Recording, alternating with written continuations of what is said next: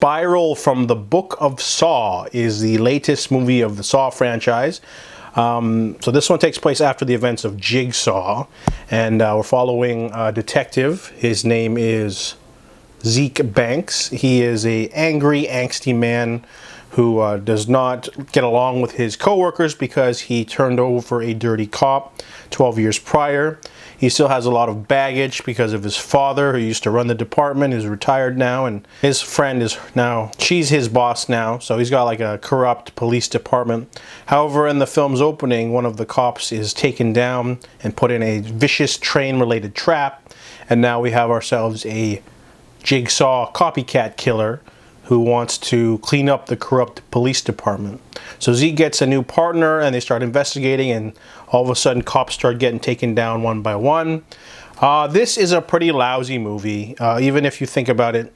For starters, if you take away the Saw elements, you take away the music, or the, not just the music, just the Charlie Clouser theme, and the trap element, and then it becomes a very generic cop revenge movie. You know, like if instead of like cops being put in saw traps, it was just like a man in a hoodie stabbing them 10 times, then it would be the same movie really. And so it honestly doesn't feel like part of the Saw franchise.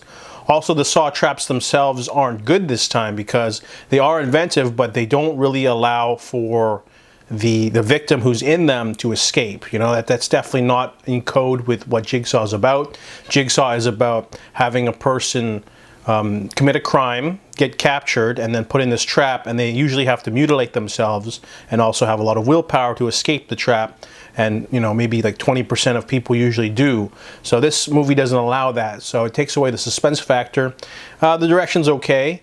It's directed by Darren Lynn Bousman, who did the second movie, but overall there's nothing really special about the movie. The writing's the story itself is pretty lame.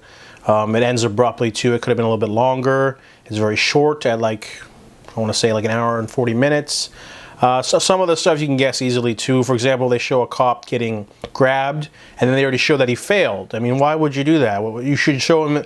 Notice that like a lot of the screen time is focused not on the saw traps. So like maybe like a good 75% of this movie is just cops talking in precincts and stuff like that, or investigating, and it makes it very not like a Saw movie. It doesn't feel like a horror movie, and I didn't like that aspect.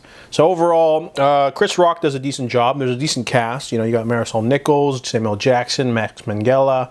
The cast does a decent job, but the writing is just not up to par. You know, what would you expect from the writer of Piranha 3DD? So overall, Spiral from the Book of Saw is a spin-off that's trying to rejuvenate the new franchise, but it doesn't really work. I mean, it's not scary, it's not thrilling, it's very ho-hum. So I give Spiral from the Book of Saw a 2 out of 10.